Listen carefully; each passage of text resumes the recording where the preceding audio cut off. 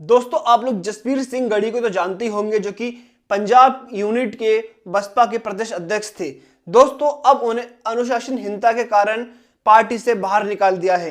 ये letter pad देखिए बसपा का, जिसमें साफ साफ लिखा हुआ है कि पंजाब प्रदेश यूनिट के जो प्रदेश अध्यक्ष थे जसवीर सिंह गढ़ी, उनको अनुशासनहीनता में पाए जाने के कारण पार्टी से बाहर कर दिया जाता है और ये सभी कार्यकर्ताओं को इससे अवगत कराया जाता है। अब उनकी जगह किसी और को पार्टी का प्रदेश अध्यक्ष बना दिया गया है।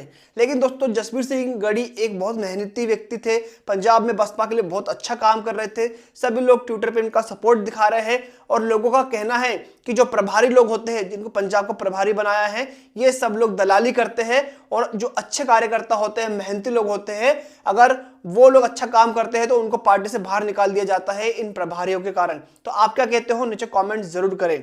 दोस्तों चंद्रशेखर आजाद को लेकर एक बड़ी खबर निकल कर आ रही है।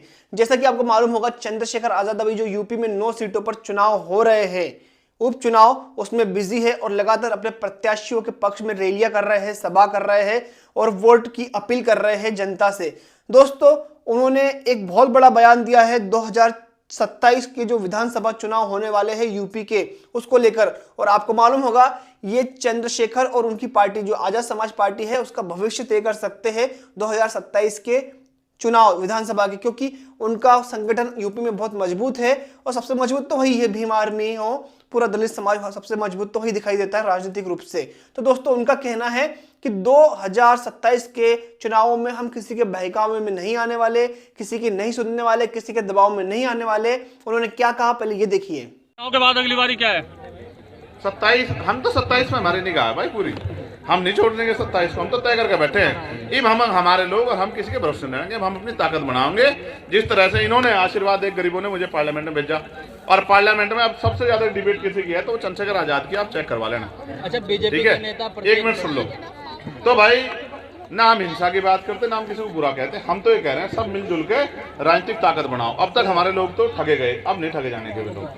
अब चाहे कोई पैसे वाला आ जा, चाहे कोई डरा दे, डरने वाले भी नहीं, ना हम डरते, ना हम किसी के बकाये में आते। अब हमारे लोग ताकत बनाने की तरफ बढ़ रहे हैं, क्योंकि अब उनको चंद्रशेखर के हाथ मजबूत कर देंगे। अब दोस्तों इस बयान का तात्पर्य अगर हम निकाला जाए तो चंद्रशेखर आजाद का कहना है कि हम किसी के आगे नहीं झुकेंगे, यानी कि जिस प्रकार से हम सपा के आगे पहले झुकते थे सीटों के लिए और अन्य पार्टियों के आगे झुकते थे, अब वैसे नहीं झुकने वाले, किसी के दबाव में काम नहीं करेंगे।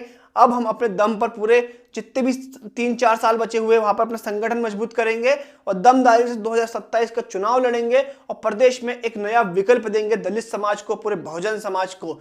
चंद्रशेखर की ये बातें आपको किस प्रकार लगती है? क्या 2027 में, अच्छा आप लोग कमेंट कीजिए, 2027 में चंद्रशेखर यूपी में कितनी सीट जीत सकते हैं?